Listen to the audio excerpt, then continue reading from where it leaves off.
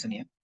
42 number आहे तुमचा, 63 number आहे आणि 140 नंबर. या 3 नंबरचा आपल्याला HCF काढायचा आहे. तर ह्याच्यात शॉर्टकट काय असतं की आपण लहानपणी की असं शिकलोय की फॅक्टर मेथड, राईट?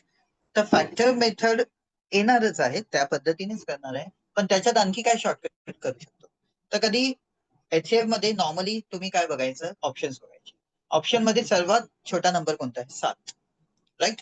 तर 7ने प्रत्येक 7 तर कॉमन येणारच याचा अर्थ, राईट? क्लिअर? एकदा 7ने सगळ्याला डिवाइड होतंय का बघून घ्यायचं, राईट? 7 सकम 42, 7 9 63 आणि 7 दुने 14 आणि 0. म्हणजे 7 हे HCF मध्ये येणार की नाही येणार? ओके. तर ह्याच्या व्यतिरिक्त नेक्स्ट तुमचा ऑप्शन मध्ये नेक्स्ट हायर नंबर कोणता आहे? तर 9. तर आता मला सांगा, 9 येण्यासाठी 7 इंटू काय केलं तर 9 येईल? तर काहीच पॉसिबल नाही. म्हणजे 9 हा ऑप्शन येऊच शकत नाही आपल्या आन्सर मध्ये. मग 9च्या next immediate next option higher number कोणता आहे? तर 14.